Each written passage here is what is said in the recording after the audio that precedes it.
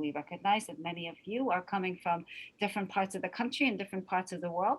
And should you wish to type in an acknowledgement of your lands as well, please feel free to do so.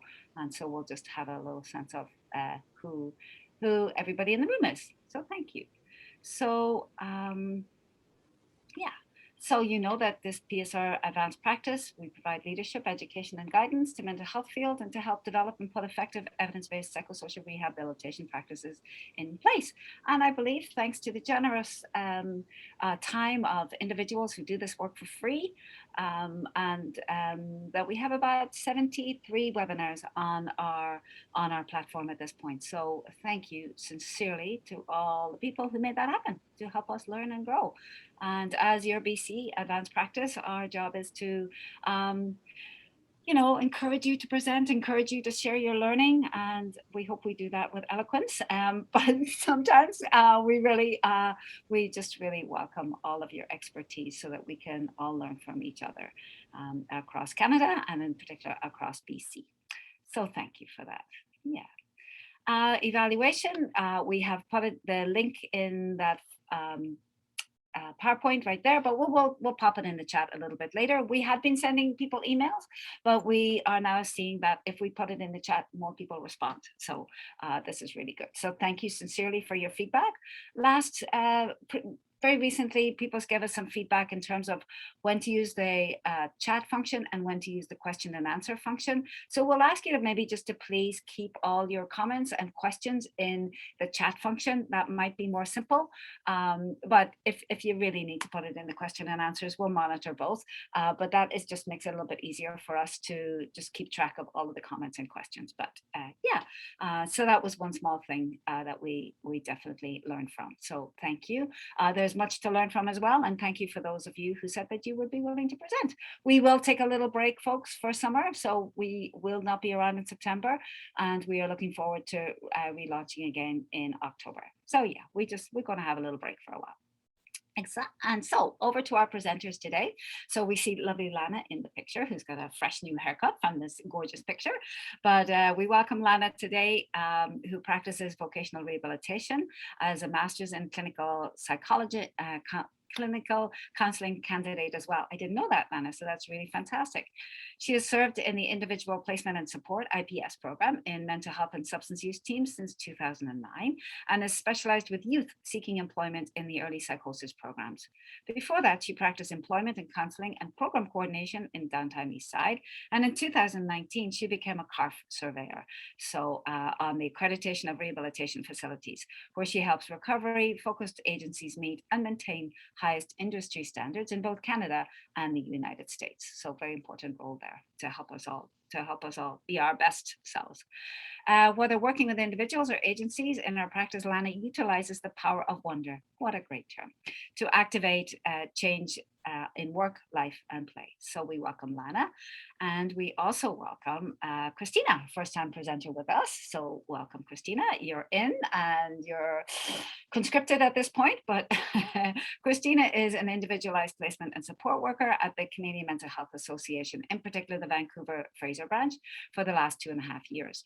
Her experience includes working with at-risk youth and supporting members with employment and mental health clubhouses.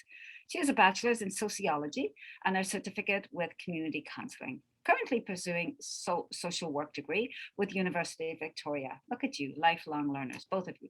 She is a lifelong learner and trying to get into BC favorite outdoor hiking activity. I just want to also send a shout out to Kristina too, who supported one of our current psychosocial rehabilitation practitioner students. So thank you very much for giving back to our community and helping our students learn and grow. So we're very grateful for that.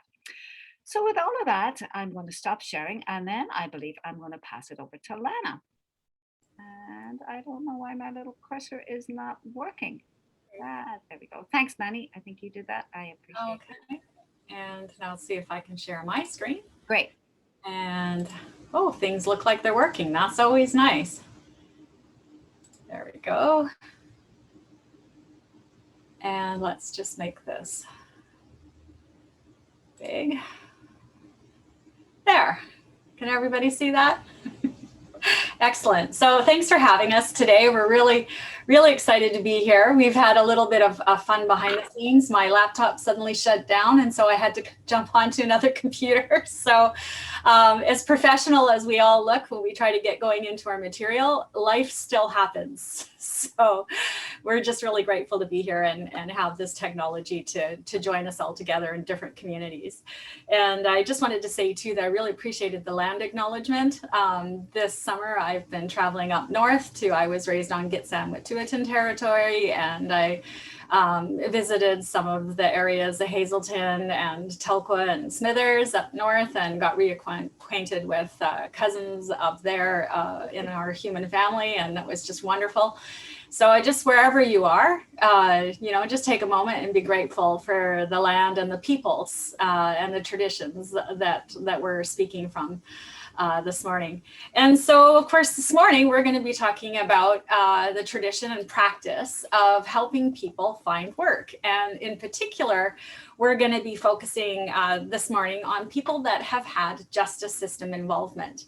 And you may notice throughout our presentation, so I'm kind of doing a bit of a disclaimer here, that that we're going to be referring also to people with mental health challenges and people who use substances in a way that maybe is problematic for them. And we just want to acknowledge that there's an overrepresentation of persons with mental health and substance use challenges in the forensic system, or in people that have justice system involvement. And so the work that Kristina and I do is informed by a tradition which Kristina is going to explain a little bit more, called individual placement and support. And it had its roots in serving people with pervasive and persistent mental health or mental illness conditions. And so since that time, there's been a lot of research, and the method, the principles work across other populations. And so there's some really neat stuff in the literature about IPS and people with developmental disabilities, IPS and people with chronic pain, and of course, IPS and people with justice system involvement. So just wanted to kind of give that little disclaimer that you may hear us speaking about mental illness or substance use in tandem with what we're talking about this morning. And so today we're really going to be highlighting what works for many people that are traditionally at the edges of the employment quest. And so, yeah, so let's go. And this is what I've basically just been talking about already. So I'll turn it over to Kristina. Thanks, Lana. I'm very excited to be here. Thanks, everyone. So what is IPS? So IPS stands for Individualized Placement and Support. It's an evidence-based model, which is the most studied PSR practice. And there are many studies that show that working and even looking for work contribute to a host of benefits. The IPS model is to support employment for people with serious mental illnesses to find regular jobs where they can get paid at least minimum wage and not being paid a special rate to work for companies that only hire people with mental health issues, such as a social enterprise. There are 7 principles in IPS, and they mainly involve providing employment support one-to-one with no time limit, providing a strength-based approach and client-centered principles. This means we're not experts of what they want to do, with work, but they are. We'll provide them with practical employment support, such as resumes and cover letters, interview skills.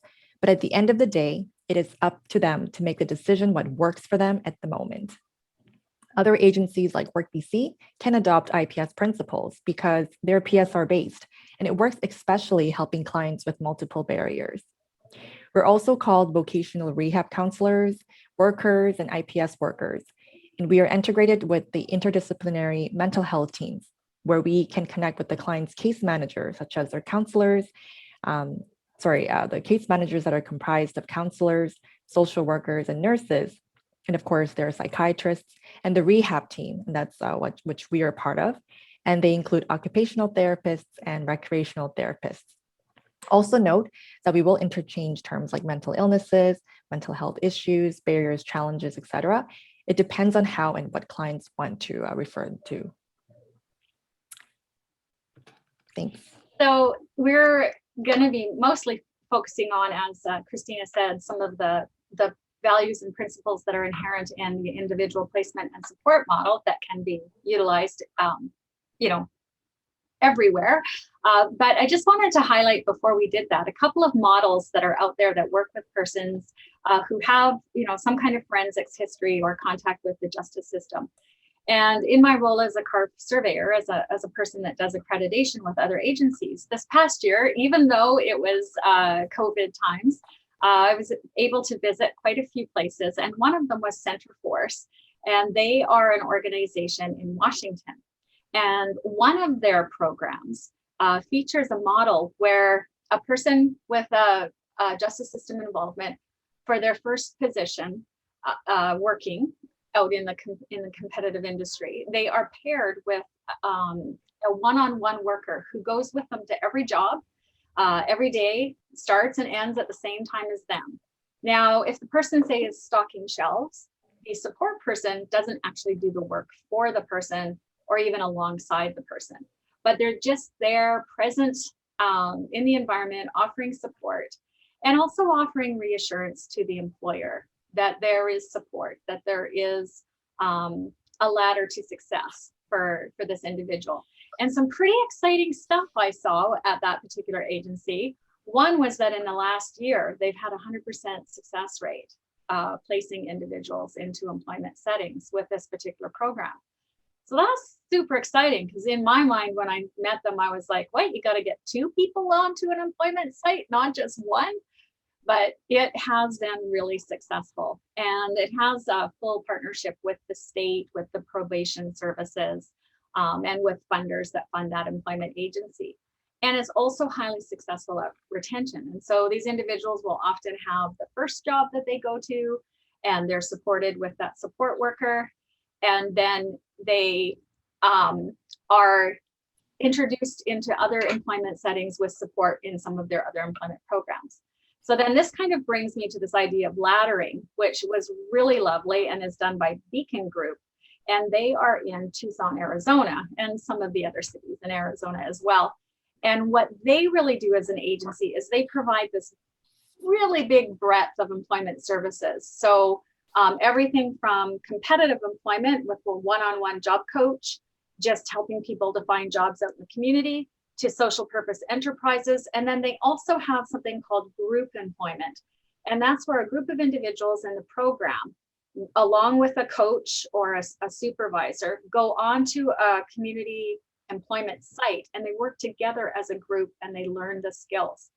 And so what happens for a person with this agency, if they happen to have a challenge or have had contact with the justice system, along with whatever other challenges they might have with this agency, it could be mental health, substance use, or some kind of developmental disability, they're supported to move up the spectrum of opportunities.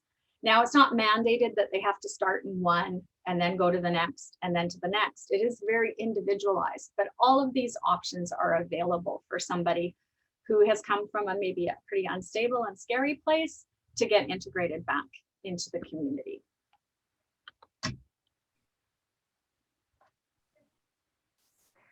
Thanks, Lana. So the 2 core beliefs underlying work.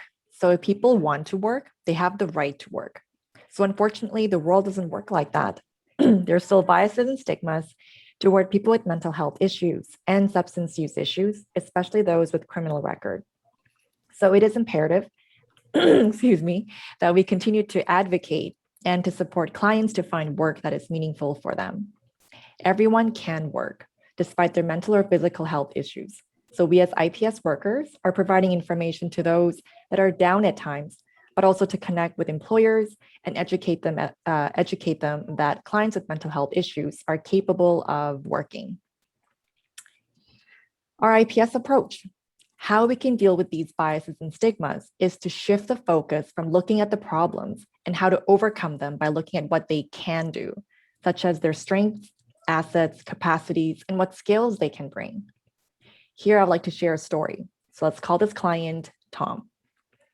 So Tom avoided applying for jobs that required a criminal background check because he didn't know how to deal with the situation. So we talked about the situation, and he shared he had dealt with the incident and he has not been involved with the police since. We then talked about his efforts and willingness to change from the past. We then talked about changing his perspectives and focused on his strengths and skills, such as him having a call center experience for 5 years and tailored his resume and cover letters accordingly. After applying, he started to get some interviews and started to feel more confident now that he's applying for jobs, even those that require criminal background check. We focused on strengths and not setbacks.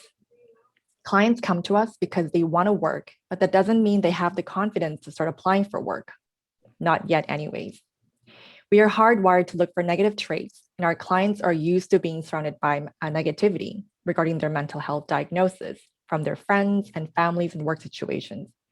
We want to provide strength-based approach and remind them of their strengths and capabilities. Now, I don't want to have a tinted view where everything is all rosy. I'll point out skills that they need to get the job. So for example, I have a client who wants to work as a data entry worker, but is a slow typist. If he really wants to work as a data entry worker, he does have to improve on that skill. So I'll encourage him to work on them. However, when encouraged, it's good to know to not being too pushy, but to let them go at a pace that works for them. At times, we need to check those whose agendas are already being fulfilled. Do we just want them to get any jobs and get our stats and call it a day? Or can we be there to listen and to help them figure out what they want to do throughout this process? We can provide suggestions, but respect that it is ultimately their lives and it is up to them to decide. We're working in harmonious ways. So this slide. So now I would like you to take out a piece of paper and brainstorm and see how you would handle the next situation. So for a few minutes, I want you to think about how you would feel and act in the scenario I'll be describing shortly.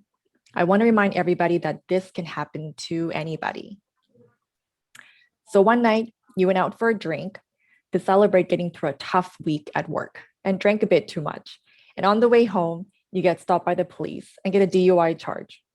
Now that happened 2 years ago, and you have a job interview as an employment counselor, and they might ask for your driver's abstract. So I'll give you a few minutes for you to think about how you would handle that scenario. What would you say to an employer? And you could put in the chat box. Or I guess I'm not sure if you want to unmute yourself to say something because we cannot see everybody on the screen. So I think that that we want to encourage you to continue to write these things down, but we've realized that with the format of this particular webinar that we'll be addressing questions and things at the end, but we would really like to look at what you think about this yourself. If something happened to you where you had something that you had to show or explain when you were applying for a job. We can just take a couple of moments if you want, and just people can ponder that if you wish. No worries.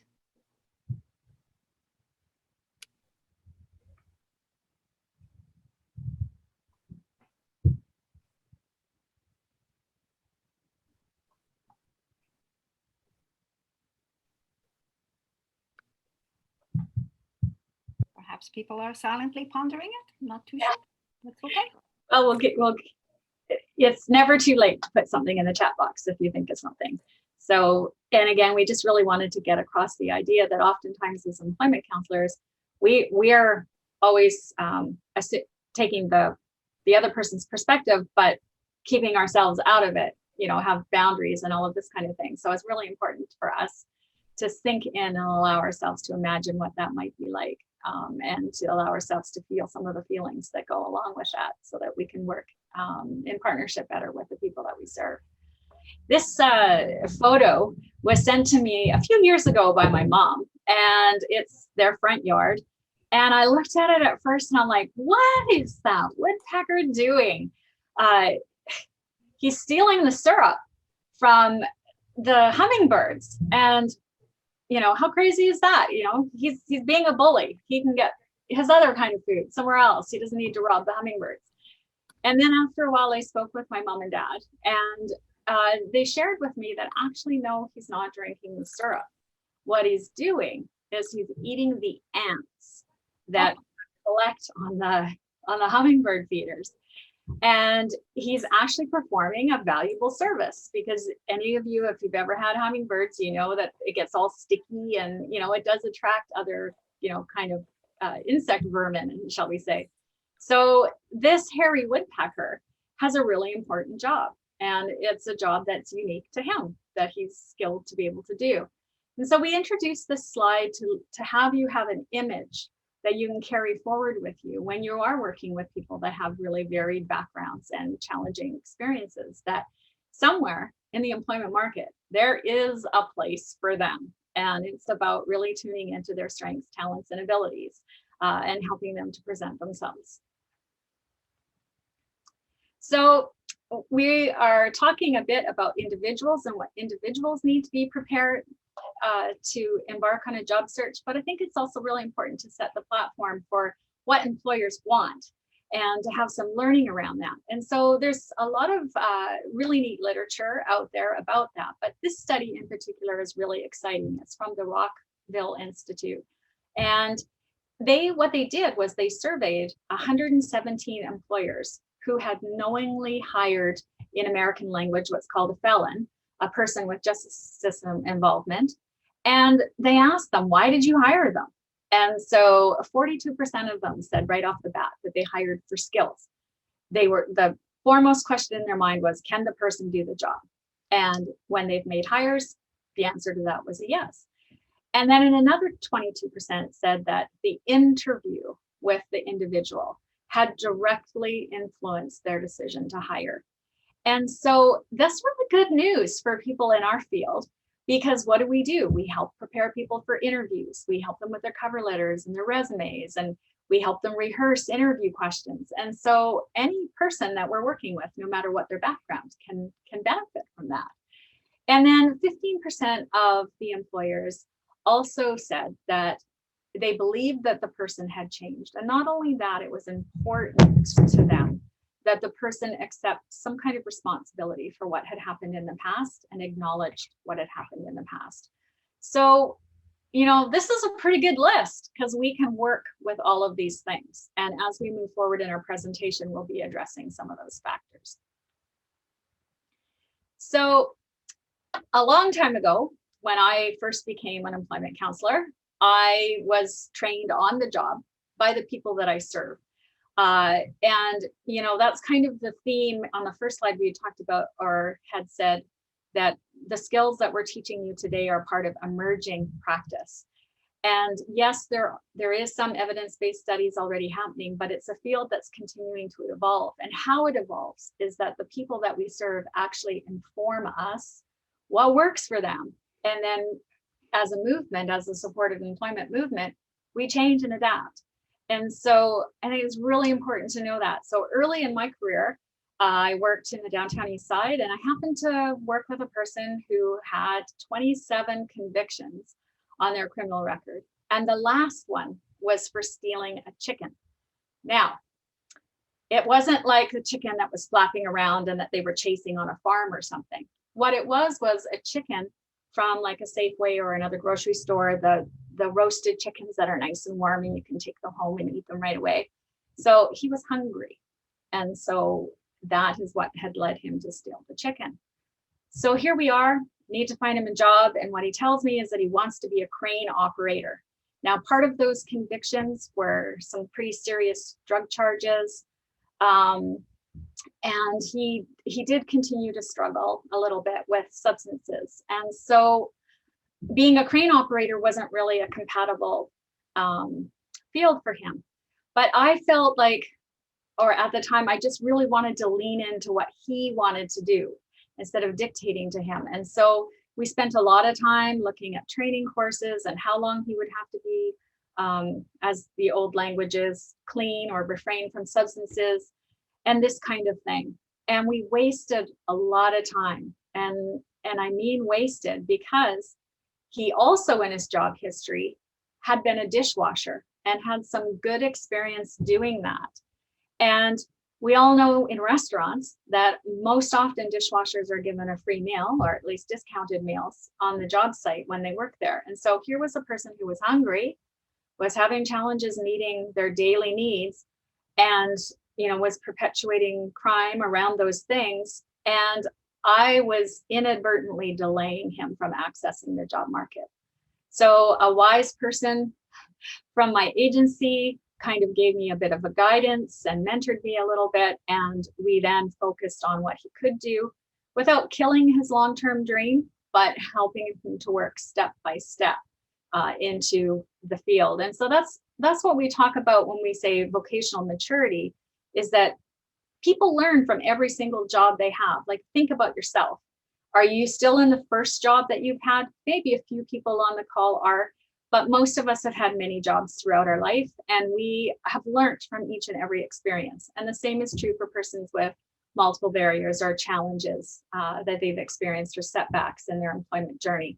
So we really want to encourage people to do just like what those agencies did that I first described, which is to help them get that first job, and then to move on from that first job and step by step up the ladder, get to a place that they really want to stay long-term in the job market. And one of the key things that we found that works for this is using a skills-based resume as opposed to a chronological resume. Now, there are places for chronological resumes, but this is a really ideal place to use skills-based as you're talking to an individual. Maybe they've had spotty history, but maybe they mowed lawns as a teenager.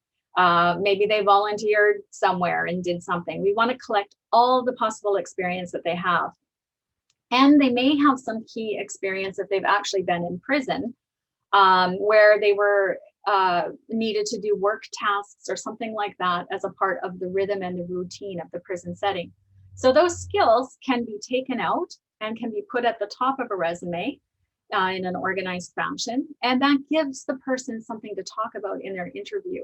Gives them, they're in contact, rather than trying to make themselves sound better than what they are, they can really focus on the actual things that they've done in their life. And we found this to be very effective.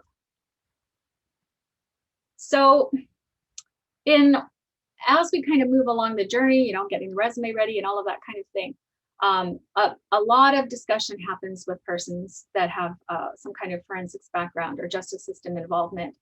And we really want to inspire them with hope. As Kristina said, a lot of people have been given negative ideas, or have been treated poorly, or have been imbued with shame and these kinds of things. And in order to present confidently to an employer, they have to have a sense of hope. So one of the things that I do, and that a number of us have started to do, is to actually share these research studies with the people that we're serving. And if they want a copy, take it home. If they want a copy for their friends or their loved ones that are supporting them in their job search, do that as well. And I like to say to people that I'm serving, see, science says you're going to get a job. It is totally possible. It's not just me. I'm not just Pollyanna. I'm not just, overly optimistic. There's proof you can get a job. And if we stick to our step-by-step approach, you're going to get there. And so when I speak about a step-to-step approach, we've actually written down some of these steps to help people. And again, this worksheet that we're going to have a look at right now with Kristina and myself is something that you can print out and you can give to the person directly that you're serving. You can give to family members, social workers, physicians, other employment counselors, whoever's in your network, to help overcome some of the myths of working with a criminal record. And together we can tilt belief systems that we have in our society about this. So the worksheet, and there will be an attachment that will be available with the slides, but for our purposes, we'll look at it together here, is written in the first person. So it's directly to the person that you're serving, and it's in plain language. So that's important. And the very first thing that we want to do with somebody is we want to find out if they actually have a criminal record. Now, that may sound funny, but some people have had experiences where they've had contacts with the police, they've actually appeared before a judge, and nobody has really helped them to clearly understand what is going to come from that. And many times people don't actually have a criminal record. They have a traumatic memory of what happened, but they don't actually have a record. So we really recommend that you encourage the person to get a copy of their criminal record and then review it with them. And I can't tell you the number of times that I've done this with somebody and they've been sure they have a record and it comes back and there's nothing on it. And part of that is informed by point number 2, which is in psychiatry, in our society, in the criminal justice system, in the past, up until 2014, if you had a contact with the police, such as you were sectioned and went to the hospital for treatment, and then the police accompanied the ambulance because that was policy, that would be noted on your record. And when you did a criminal record search for an employer, that would show up. So it was part of our culture. And if you work with any older workers, you may notice that they still believe that every trip they've taken to the hospital is going to show up on their employment record or on their criminal record search. And it's really prohibitive in terms of having them feel open and free and ready and able to begin their job search when they're dealing with this fear and this worry.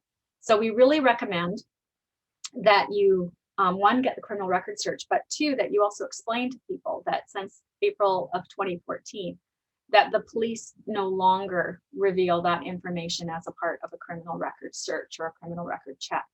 So that's very empowering, and that's good news. There was a lot of lobbying that happened by agencies like the Canadian Mental Health Association and other agencies across the country to have this change. Oh, and Lana, I just wanted to quickly say, did you want to mention that story about a client that you brought in? Yeah. Yes, thank you. Yeah. So I love the disclosure that Kristina has made at the beginning about that everything isn't always rosy or easy. So one time when I did help a person to do a criminal record search, when they went to have that done at the police station, it turned out that there was a bench warrant out for their arrest.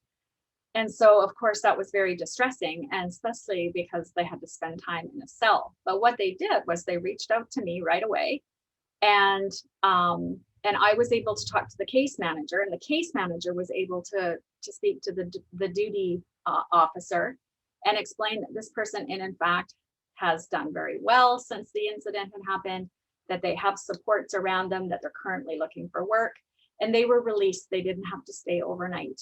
So that's important to know. And the other little thing that I'm triggering that I missed from the first slide is that some of the reason why people don't actually have a criminal record is if when they've appeared before the judge, if they've been issued something called conditions, that if they do the things that they're supposed to do in those conditions, like attend a particular treatment program or pay restitution, if say they were doing check fraud or something like that, that after all those conditions have been satisfied, that after 3 years from the time that the last condition was completed, after that, it automatically slips away from their criminal record. So there's a number of individuals that fall into that category that is, it's just kind of murky. It's like, well, I got charged, I saw the judge, I must have a record. And there's a fair number of persons with minor charges where they do end up with a clean criminal record after a certain amount of time. So that's important to know. Thanks, Kristina. You're welcome, Lana. Yes, so it's important and good that clients understand the employer's perspective, so then they understand why they might be asking for a criminal record check. And we can also encourage clients to speak to someone they trust, such as their OTs or case managers or their doctors. So once clients know what they can work on, we can work on the trouble spots together. And it depends on how serious the record is, but there are often ways clients can get work by looking for jobs that do not require background check, such as dishwashing and warehouse jobs to enter into the workforce. For the disclosure statement, it's a tool which we will look in depth as we move forward. Yes. And yeah, thank you. So the 2 core values that we believe in: clients have the right to work and can work even with criminal record. The employment journey might be rockier, but encourage clients that there are ways to get back to work. So with the VPD, that's where we're located in Vancouver. I checked out their website this week, and it has all the information, including the fees, which is $78, by the way, and it's now done in person, but you have to make an appointment through calling or emailing them. So I encourage you to contact or check out your local police website on how to obtain the criminal record. And then I can also post the link on the chat as well. And so, oftentimes programs will have money associated with them for a first aid ticket or for serving it right or something like that. And we really recommend that it's a great idea for you to have a little bit of a pot of money in your budget for helping people get their criminal record checks done. Because many times when people come to us and they've had stuff happen with the justice system, and then perhaps they're on disability, or they might be on income assistance and have a very limited budget, that $68 or $78 can represent a lot of groceries and other needed items for that person. So any way that your agencies can support people make this first important step can really help them to flourish later. And as we go through and we use this worksheet, this myths worksheet, it helps to start the conversation with individuals about creating possibility for their future, and also about how they look at their past. Sometimes people have really negative self-talk. And so if we help people to make that shift to thinking of themselves as somebody with a record to somebody who is an employee, somebody who is a job searcher, that can really develop capacity and optimism. And then lead into the ability for them to feel confident in their job interviews and also in their job starts. And we know from other literature in IPS that even the act of looking for work has benefits, let alone once you get the job. So it's an exciting thing to help somebody engage in. And then, of course, this whole idea of having them anticipate and employer views. Some people, depending on what their challenges are, perhaps maybe a brain injury or something like that, they may have a hard time putting themselves in somebody else's place. So it's really important to prepare them for what to expect at the employer's site. So we use something that's called a disclosure statement. And really it's kind of like a specialized cover letter. And it really helps people to start to formulate more formally what they would say in an interview, or even amongst coworkers sometimes, about their past. And so, as we referred to that Rockville study, employers really want this kind of upfront discussion. They want something acknowledged. They want to know that what happened before isn't going to happen on the job site. And so we have to equip individuals with ways to talk about themselves and talk about their story. So the disclosure letter may include addressing something directly that is from an employer point of view, but basically what it is sharing the story. And when we use a disclosure letter is really important. We don't hand in automatically the resume, the cover letter, and the disclosure statement. We allow the person to go through the job interview and be seen as a worker first, and then as a part of the hiring process, if they are requested to do a criminal record check, then the disclosure letter is given immediately so that the employer knows what they're going to see. And then when they see it, it's like, oh, these things fit together. It's all been accounted for.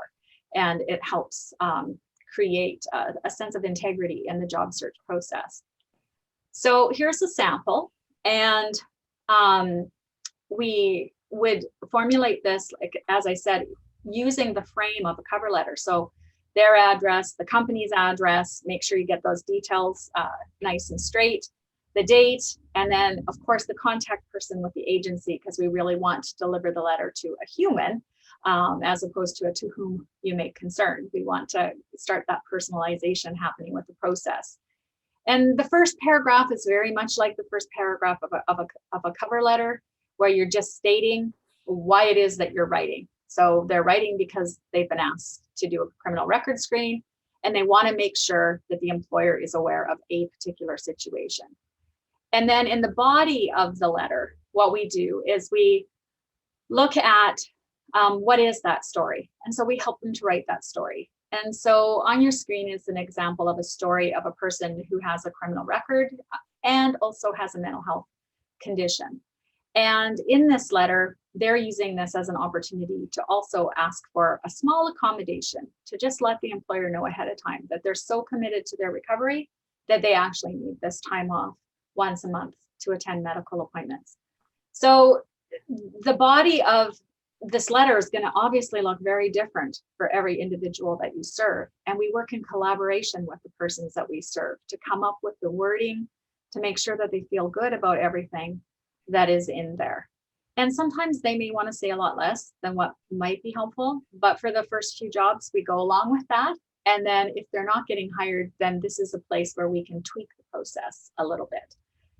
And the final paragraph of the letter is just restating some positives. And so if there's anything that is great, maybe it's been a long time since the incident happened, or maybe they've been volunteering ever since, or maybe they've had some jobs in between. We want to draw attention to that and finish on a positive note. Oh, and sorry, one thing I just want to add, Lana, can we just go back to this, the previous slide, 2 slides back? I just wanted to, one before. Yeah, here, I just want to quickly just add something. The when is key. I just wanted to add that when is key to show this letter. Again, there's no hard and fast rule, but we encourage after the first interview and when asked to complete a criminal record check, that would be the best timing. Because unfortunately, there's still biases and stigmas, and we want to keep the application process positive. So we want the employers to view the clients as potential candidates first. Thank you. Yeah, thanks. That's great. So all of the points on this particular slide we've gone through as we've talked about the example, but one point that I would like to make is that sometimes the individual, we write it from their point of view and they sign it, and it's as if the letter is 100% coming from them. But other times you may work with an individual where they're like, no, you write the letter. I don't want to do this. I need help, or I want it to come from you. And so that's a really great thing that you can do. And so again, follow the same format, but make sure you use your company letterhead and make it very official. And the great thing about doing that is then you're lending authority to the individual that's applying. And one of the statistics that I didn't share from that Rockfield study was that employers also really appreciate knowing that the potential person that they're going to hire is coming with support. And that's evidenced by that first organization that I talked to you about, Centerforce, that they had a 100% success rate. So this idea of support isn't something that hinders the process. If we look at the evidence, we know that it actually helps. So you putting your name down and saying, I believe in this person, is really helpful. So sort of bringing it all together, what we've talked about so far today, is the importance of creating a safe space with the individual that they can share their full story with you, and then you help them draft what is important or necessary for an employer to know, and you help them to practice. And then we really want to switch fairly quickly in the process from dwelling in the past and sitting with those worries and all of those kinds of compulsive thoughts that can happen about that. We want to transition really fairly soon into helping the person focus on their strengths, on their skills, on their optimism, and those kinds of things. Future oriented is what we call it in the field. And again, we just really want to highlight that we want to match strengths to jobs and jobs to strengths. So with my person who had stolen the chicken, by me not really paying enough attention at the beginning to what strengths they already had and what job could satisfy that strength, their entry into the labor market was delayed significantly. And that affected other life parts for them. Once they got a job, then they were able to, say, use the food bank less and things like that. So, and we also really want to help employers to change their narratives, not just the person that we're serving, but we want employers to begin to have a bit of an attitude of, well, we could try that. We can do that. Maybe we haven't hired somebody with a record before, but yeah, let's try. Instead of a very rigid, we don't do that. And the more success stories that you have with individuals as you begin to do this, the more you'll be able to share those with employers and build a sense of that they're not alone when they do something like this. And so we also wanted to speak not just about employers and not just about individuals, but also our particular agencies or the society that we're living in, that there's a certain culture there, and to be aware of that. And on one particular team that I worked on, there was one person who was very reluctant to refer individuals that had any kind of forensics history to my program, to the IPS program. And it only took about 6 years, but he got to the point where I'm one of the first referrals he makes now for his individual. And we've had some pretty neat success stories, like a geologist who had some substance use, significant forensics history, and also a mental health condition. And he was the first referral from that particular person. And he was hired within 3 months using a disclosure letter into his field at a very well-paying position. So these things, they work, but it takes time if you've not been in the habit of doing it, or if your agency feels like, well, we don't serve those people, we want to refer them somewhere else. Kristina and I really want to give you an assurance that these principles and these ideas can be used in any setting. They are the foundational psychosocial rehabilitation theory in action. And they really do work, and they really do make changes. And so we wanted to show you this cartoon to kind of speak to some of these societal changes that happen.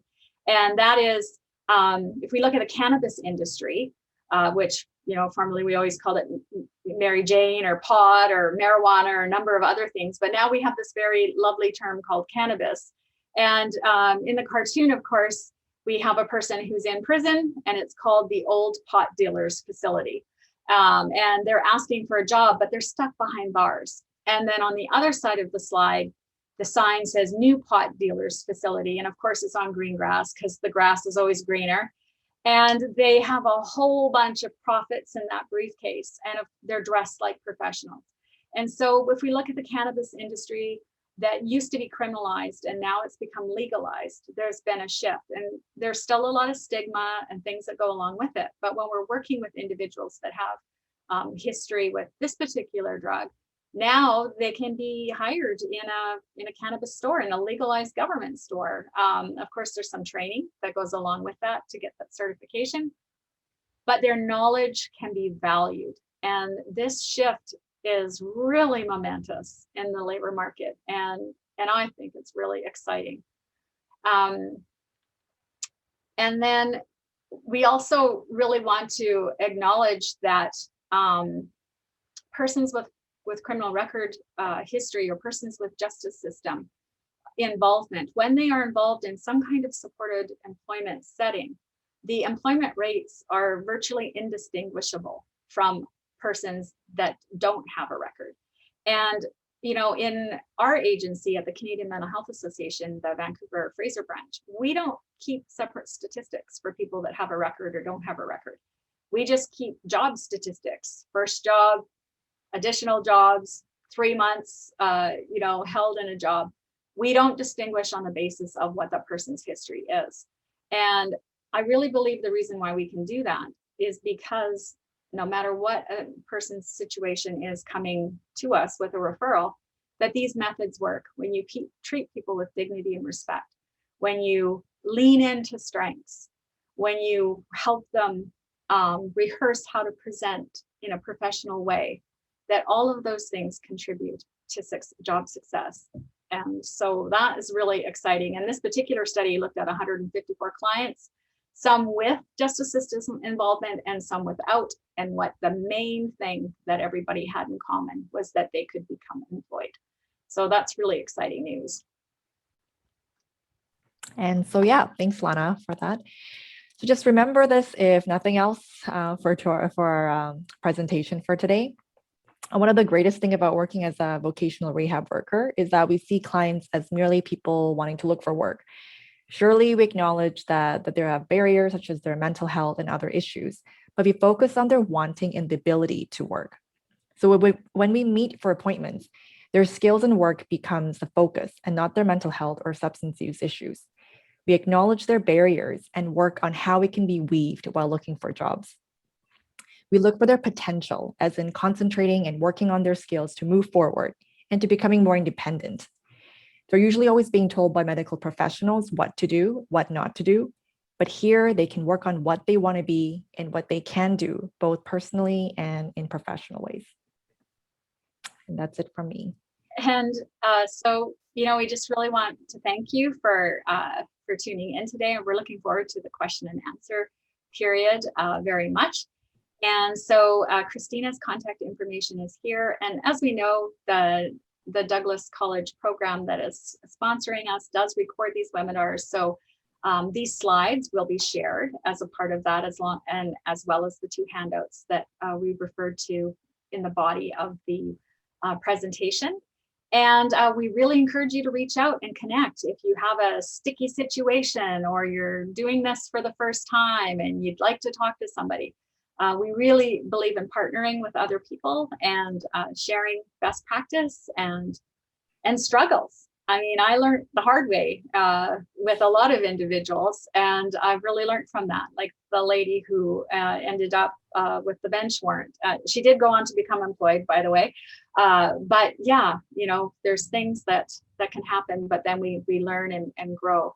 And so also as a part of the slides, our references are there and our sources are there. But this is just a very edited list of the body of research that shows how important employment is to persons with criminal records. And, I'm just going to finally comment before we go into the questions to say that it's very interesting that in a lot of literature of persons who have been incarcerated, that a key factor to them not offending again or to recidivism is if they have a job. And yet in our system, we don't have dedicated employment counselors on the forensics teams. We have case managers, we have psychiatrists, but we don't have employment counselors or even even more exciting IPS workers, with this kind of knowledge that we've talked about today. So I really hope that at some point in the future that every forensics team or probation team will have an employment counselor on it, so that we can better serve persons who have a bright future ahead of them. And thank you. Thank you. Thank you both for what a wonderful, wonderful presentation. Thank you. Oops, let me turn my camera on. So sorry, I forgot about that. Thank you for a wonderful, wonderful presentation. I think that this work is just, it's not done in many places. Lana, I'm just supporting what you're saying, and that, the unique service that you provide to individuals is essential. Maybe some of you had been to a presentation recently by Joe Moroney, who's one of, I'd say, the granddads of supported employment in a lot of ways. And I'm just going to read a little bit of quotation he said. So he talks about in 2020, these are American stats, but they are 2020. And he notes that for persons who are living with mental illness and substance use, overall, about 23.6% individuals are employed. People looking for work is about 47% of people who are living with mental health and substance use issues. People who have access to evidence-based employment services is 1.9% of those individuals. So that's supported employment. So I suspect that individuals who are persons who have experience in the justice systems, I suspect that's probably less. And I appreciate that you don't take stats, but I suspect that's probably a lot less. So with those thoughts in mind, and I think Joe Moroney really helped us think about the fact that employment is, it's just doing something productive, being engaged in productive things, and maybe it's not employment, maybe it's volunteering, is something that we can't step aside. It has such critical impact for persons' health and well-being, for all of us, no matter who we are, what we live with, but just being able to engage in things that have meaning and purpose for us it's a health issue, not just being nice and being good, recovery-oriented mental health services, but essential. Okay, I'm off my sandbox now, I promise. I'm going to go back to dear Kathy, who's been very patient. So she asked this question very early on, and the question came in a couple of bits. So just be patient with me while I just put some of those pieces together. So she speaks about her son, who's recovering from a psychiatric episode at 26 years old, and started looking for work 2 months ago, sending out resumes. I was offered a job. They did a background check, and something came up. He was asked to give his fingerprints at the RCMP, and we refused to do so at this point because he fears not trusting the RCMP. He has criminal charge, went through the system, forensic successfully, was told he does not have a criminal record. What to do to get through his huge roadblock? It is fair. Is it fair that they asked him to do this? What is likely to come up? Do you have an experience with this? And she just notes that was for assault, and part of his illness at that point. So I hope I've done justice to that question. Kathy, please follow up if you need. So over to Lana and Kristina.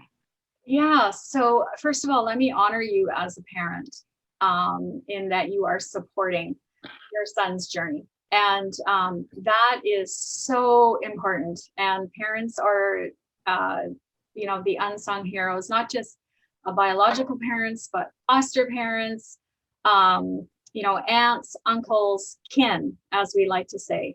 And so the main thing that I can see from this scenario that your son has going for him is you. So you're here today, you're asking questions, you're advocating. So just really want to honor that. In terms of, you've said it was 2 months ago. So this is really recent in terms of beginning this job search. And, he's had the success now of being offered a position. And that's something to really focus on. We can get really caught up in what happened that he didn't want to give his fingerprints. And, there's many reasons for that. People have legitimate experiences where they've been traumatized by the police or treated very poorly. That's not everybody's experience, but it is an experience that some individuals share. So, doing some of the things that we talked about on that worksheet, for instance, having him apply for jobs that don't require a criminal record check, and have him get some capacity and have him develop some trust in himself that he can get more interviews. I mean, I'm just so excited to see that, they got offered an interview and he was offered the job. So, he has what it takes to work. And so to keep affirming that.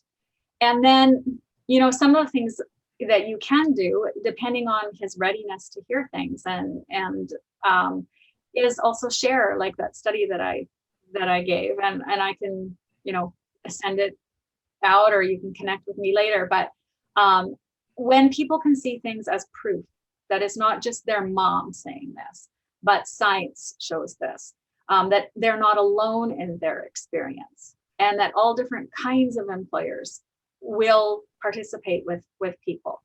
So, I think Kristina has a really good story about, she shared part of it about the individual who had 5 years of data entry, but didn't want to apply to jobs that required a criminal record check. What Kristina didn't say is that she's been working with that individual for more than 2 years. And so I think it's important to kind of, as hard as parents, because we want our kids to jump in right away, but to, as a former colleague of mine, Catherine Newstead, used to say, it's so important not to freeze people in time. And so the rest of their life is ahead of them. And so if we can work incrementally, step by step, to have him increase his capacity, his trust, and his confidence, then I really believe he's going to get there. I really believe he is. So just a bit of a follow-up line, if that's okay. This person notes that he's 28 now, and also recognizes that the person applied for a job at a co-op gas station, and wondered if this company, if you happen to know, might be open to a letter about his past, do you think, in that way? You mean a letter, I think, just to after the fact, to go back? Yeah. You know what? It's always worth a try. You absolutely have nothing to lose. And so it's an interesting thing about paper. If we have something on paper, it's like we can put it in the file, check, we did it. check we knew about it. So as employers, it's like if they feel like they're following due process, they're being responsible, that can be demonstrated. So I absolutely do think it's worthwhile to go back. I also know that there's a whole lot of other jobs out there. And I know people have been traumatized and you know, gone back into their shells a little bit, almost like a turtle because of COVID. But a few of us on the team have managed to maintain the same employment rates throughout COVID as before COVID. And, you know, it's dealing one-on-one with people, it's searching for those niches, and it's not giving up. And so just keep doing what you're doing. Your instincts are great. And yeah, he'll get there. And I just quickly want to add to that. I think, yeah, like what Lana said, concentrating on the fact that he's gotten a job offer, I think that is a huge feat. So I think, yeah, definitely riding off from that. And also I did mention about, you know, helping your son understand kind of like, I guess, the employer's perspectives on why they're asking for a criminal record check, and the process around that. And so I think, yeah, just again, just continue on with how the client or how your son was able to just get this job, and to ride that wavelength and to apply for more jobs. Yeah. Thanks, folks. We have another question here. I'm happy to hear some more about that if we have follow-up questions. What if in an application, this is a new question, what if in an application process, they ask if you can pass a criminal record check even before the interview? So this question came in when we were talking about the criminal record check and thinking about in advance, but this person asks, yeah. So, you know, it's actually a little bit more delicate of a question than one might think. We don't want to lie. Can they pass? Well, I think sometimes what that question actually means is, do you have any kind of a criminal record? Like, you know, a pass in the general public's idea is that there's nothing on it. But I think finding out what it is that's important to that agency, and say, I'm happy to provide my employment screen, and here's some information about what you will find. So, you know, when they're asked that in the interview, though, is to say, I'm happy to talk about that at the end of the interview. Can we complete the rest of the interview first? And, you know, leaning into what Kristina said about, you really want as much as possible this first interview to have the person seen as a potential employee, not as a past criminal, you know, to use shorthand. And so, you know, and sometimes it's going to work out fine and sometimes it's not. But here's this thing about applying for more than one job. And when you begin the process is to really understand that it might not happen with the first employer. It might not happen with the second employer. We know that a key factor, the most important factor in all of our employment programs that leads to success is whether or not a person keeps trying. So if they stop meeting with you, or if they stop applying for jobs, then there's zero possibility that they're going to get hired. But if they just keep engaging in the process and learning from each experience, then that vocational maturity, that job search maturity, that happens, and probability then begins to work in their favor. So yeah, don't give up. But you know, if we were doing a seminar on interviewing, you know, I would really want to lean into taking control of your own story. And in this particular question is even asking the employer a question. Well, what does pass mean to you? Does it mean that there's nothing on my record, or does it mean that there's nothing that's relevant to this particular job on my record? And pose that question. It seems to me you need a certain level of confidence to arrive there, perhaps. But yeah, I might need a little practice to get there. I'm thinking if it were me sitting in that chair. That's what we're here for, right? Like, and it can be a family member that practices over and over again, right? It doesn't have to be a job coach. We don't have to be in this really fancy, you know, service with all the bells and whistles. It's just the principle of allowing that person to practice. It might be just a little helpful, Kristina and Lana, if you might be able to talk a little bit about waitlist for you, or how people might access your service a tiny bit, if that's possible at all. Sure. Did you want to talk about that, Kristina? Yeah, so to access our services, you do have to be part of a mental health team. And we do have, I believe, 7 mental health teams here in Vancouver. So, I mean, if you think that you would want to be part of the team, I know that you can call the AAC. That's like the Access Central line. If you think that you have, if you want to refer anybody that you think could get those services, you could call them, and they're the ones that will assess the person to see if they're eligible to be part of a mental health team, or they might just get help from GP or other services that might be more appropriate. And yeah, I could definitely look out for the AAC number, and I can put on the chat as well right now. And, Yeah. and I think Yeah. it's important to note that, when people do end up on a mental health team, there's 7 in Vancouver, as Kristina said, and there's a number in Fraser Health as well, that it's for persons that have, had maybe multiple hospitalizations. It's the label is persistent and severe mental illness. So they're not going to just, we don't want to give you the expectation that if you call that you can get referred to the IPS program. That's not going to happen unless the person is, on a trajectory where a mental health team would actually be needed.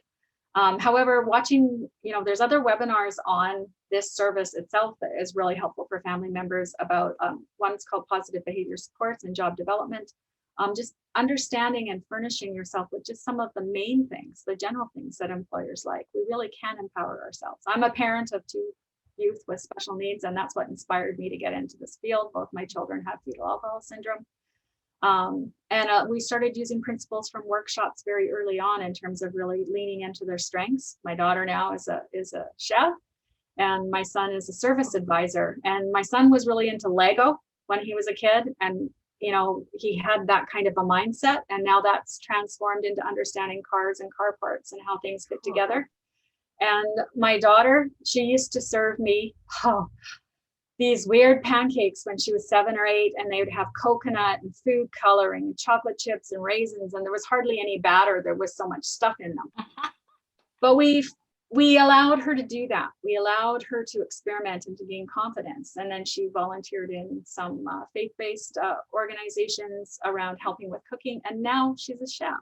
Wow. So, I think it's this whole idea of really leaning into strength and capacity in areas where a person already has confidence really does set them up well. Well, that's great. Somebody was just asking about services in Nanaimo. So thank you, Kristina, for the access and the phone number. I wonder just if we happen to know anything about colleagues in Nanaimo. Yeah. So in Victoria, there is an IPS program attached to the Victoria mental health system that interacts with the hospital. And there is also the Canadian Mental Health Association in Victoria, and there's a branch of the Canadian Mental Health Association in Nanaimo as well. And so I would recommend calling them to find out, there may not be a program exactly like what we're talking about, but there'll be something that's close or something that honors and respects people with diverse needs. And so you just want to get pointed in the right direction, because, I really want to, get out there that this isn't special just for us. These kinds of ideas and just kind of empowering people can be done with many different partners. But on the island, there definitely is the CMHA Victoria, CMHA Nanaimo. And, part of CMHA's function is to provide information about community partners. And so I think that would be a good place to start. And we do also actually have a brand new IPS program in Penticton. So I don't know if there's anybody in from Penticton, and it's been around for a little while. And then there's also a brand new one that has started now in Vernon. And it is a little bit different in how it works, but it is there. And so you can contact the Canadian Mental Health Association and find out about those. That's amazing. Thank you. Just want to give you a little bit of feedback that, that one person had just said, great webinar. One person just needed to leave, said, great webinar. One person said just commented for their son that it was a huge roadblock for them, and just that this webinar has been hugely helpful. So yeah, I just want to acknowledge the work that you've done this morning. That has really helped folks. So that's always kind of nice, isn't it, to know that, yeah, being able to speak about this. Sometimes people, it's hard to access these services. It's hard to know how to find the help you need sometimes. But I do hear what you're saying, Lana, that there are a lot of the core skills that one can do, but sometimes we know as parents it's hard to enact those skills when it's your loved one. Sometimes that's all I'll say, but it can be tricky. Yes. Yeah. Yes, my son used to drop his resumes into the dumpster and then tell me that he ran out because he dropped them all off. So been there, done that with any of the other parents on the call or foster parents on the call. And it was his high school job counselor or support worker, I guess, that actually got him to go out and go in person and apply for jobs. He wouldn't do that with me because what do I know? I'm just his mother, right? Mommy, and that's what, yeah. Folks, I've just popped into the chat just the link to the evaluation. So the HTTPS Douglas College. So we'd love to hear from you. If even before you leave, if you have ideas of additional webinars or additional topics that you might be interested in, please pop that in the chat. We have a couple of minutes and we don't have to leave. If there are any other comments or questions, please, we'd love to hear from you. I do see one question by Kristen. Thank you. Thank you. She wants to know IPS services you offer, they must be on a mental health team. And yes, that is correct. Yeah. There are some really neat services for youth. With Foundry? Yeah, Foundry. Yeah. And they don't have the same restrictions, but they have some really awesome job counselors there. And they're really good at working alongside the youth and not being preachy. Like they're really great. Their whole focus is youth, and so I highly recommend checking into their services. And they are in Vancouver, North Vancouver. They are also coming out in other parts of the province. Give a shout out to Stephanie Gillingham, who was key to producing some of those proposals. Yeah, I mean, there's a lot out there. So I know sometimes when we hear about something new to us, we think that that's the only way, but again, just really want to reiterate, any kind of partnership that you can form is often a good one. And please correct me if I'm wrong, but I think Foundry provides services to individuals up to 28. That sounds about right. Yes. I think so. Yeah. Just I'm thinking about the person on the call. That might be a key. Yeah. I think. Super. Yeah, and I just want to add again that, I mean, I think like finding jobs, it is, eventually doable, but I think it's that process. It's always, it can be the tough part. So, again, if your parents, here to get any kind of information, for your children, I think that's another way to get that support.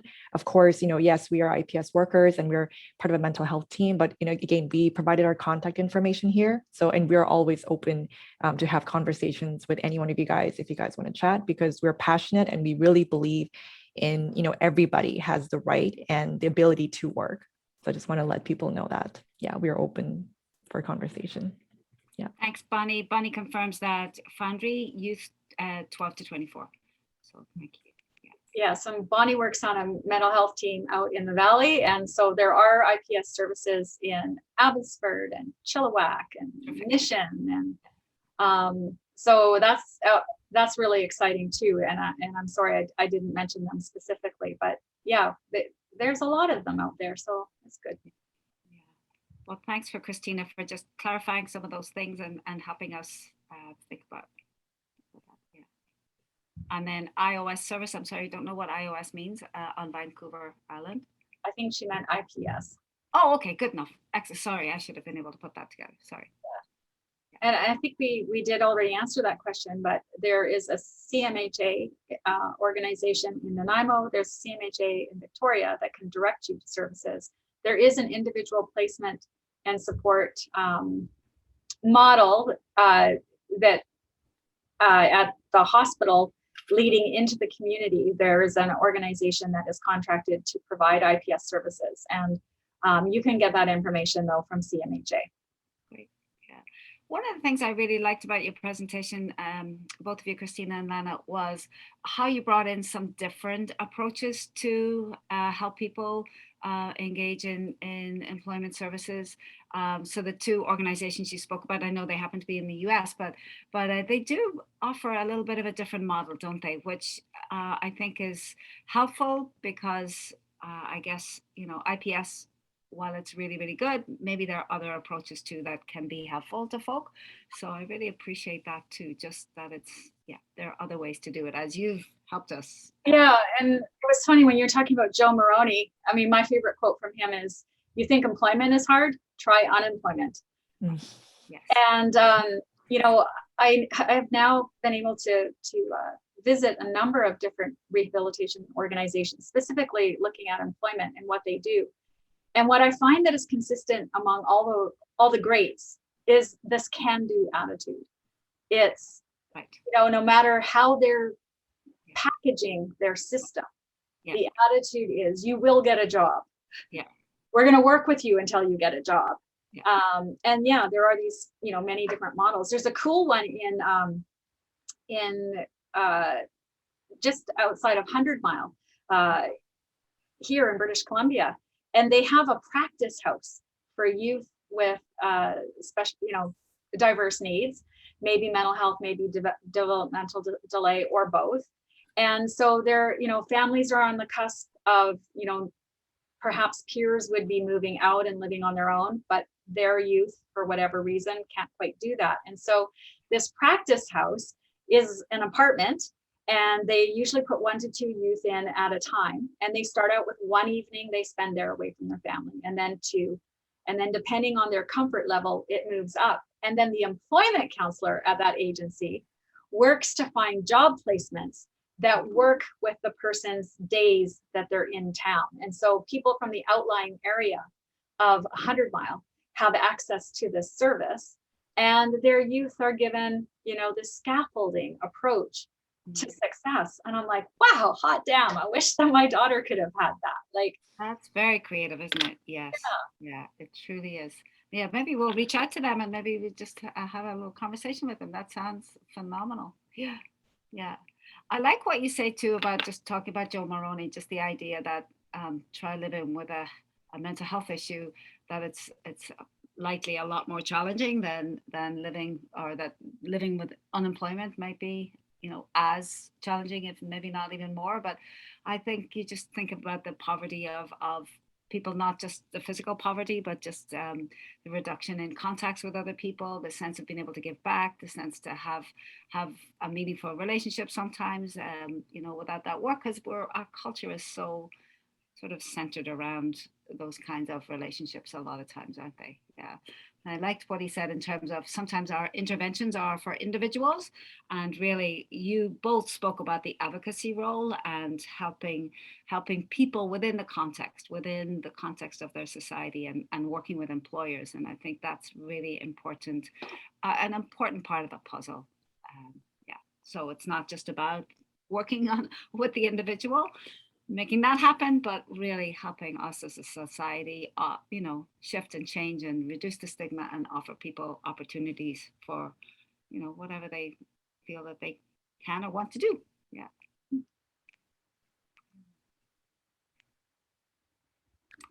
So folks, I think that's maybe all the stories we have for you today. Thank you very much for being with us. Again, please, if you want to type in the chat, if there are other topics you'd like to hear about, please let us know. And please do, if you can, fill out the evaluation form that we popped in the chat a few moments ago. Love to hear from you. Yeah, super. So it leaves my happy job to say to Kristina and to Lana, big thank you. That was really a very special webinar, you know, with some very special, concrete, I think, yeah, help for us. Thank you very much. Yeah, awesome presentation, Jamie says. And yeah, thank you. Thank you.